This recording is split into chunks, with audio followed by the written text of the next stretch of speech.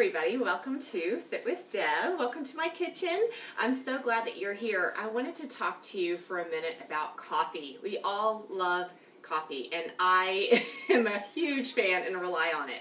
So a few things that you should think about. Coffee is a great way to increase fat loss. So what I tell a lot of my clients is to have a cup of black coffee before you work out. You will actually speed up the rate that you burn fat. And you're thinking, I don't want black coffee. That's disgusting. So you can modify your coffee. So I used to be a big khaki coffee fan, and I would add more creamer that was loaded with sugar than anything else. So there are ways to make it just as creamy and rich without making your belly blow up. So I've got some cashew milk. I don't know if you've heard of this or not, and not every store has it because it's pretty new.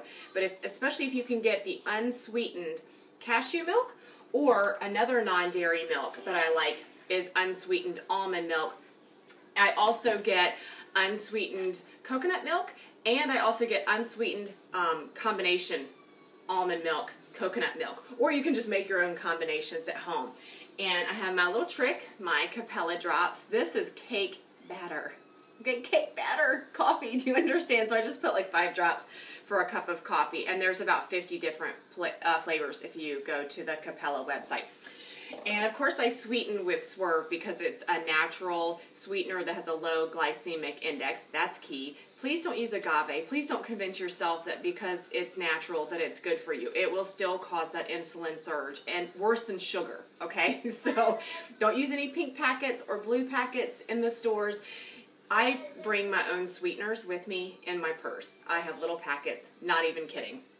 Okay, so with coffee, I do limit myself. Everybody's a little different. Some people just need 1 cup of coffee a day. I would say beyond 3, you're going to actually wreck yourself when the sun sets. So what people don't always know is your nighttime cravings can actually start from what you had at breakfast. So if you have too much caffeine and coffee in the morning, it can actually affect how you eat all day long and cause you to crave not so great things at nighttime. So you need to be mindful of what you're eating. Every meal affects the next meal. So we want to make sure we're taking care of our bodies.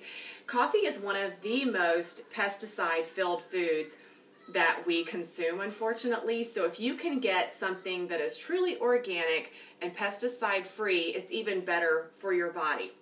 Some people do not do well with coffee, again, with the cravings. And if you are just truly an addict to creamy, you know, like the Almond Joy creamer, which I know it sounds really good. You can make the same thing from these things that I've told you about and wean yourself off of it. So what I used to do is put 2 heaping teaspoons of sugar into my coffee, and I just slowly started reducing it to 1.5 teaspoons until I got comfortable with that taste. And then I moved it down to 1 teaspoon of sugar, and then I moved it down to 1/2 teaspoon of sugar, and then I switched over to my Swerve, which tastes exactly like sugar. It's the same thing. You can also use monk fruit, but just in a very tiny, tiny amount because it's so sweet. But that is another good sugar alternative. Or if you like stevia, use stevia to sweeten. Just make sure that you're using the pure stevia that is truly organic and from the stevia leaf.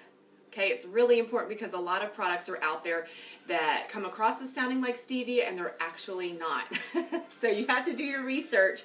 So I hope that you have a great day, and cheers.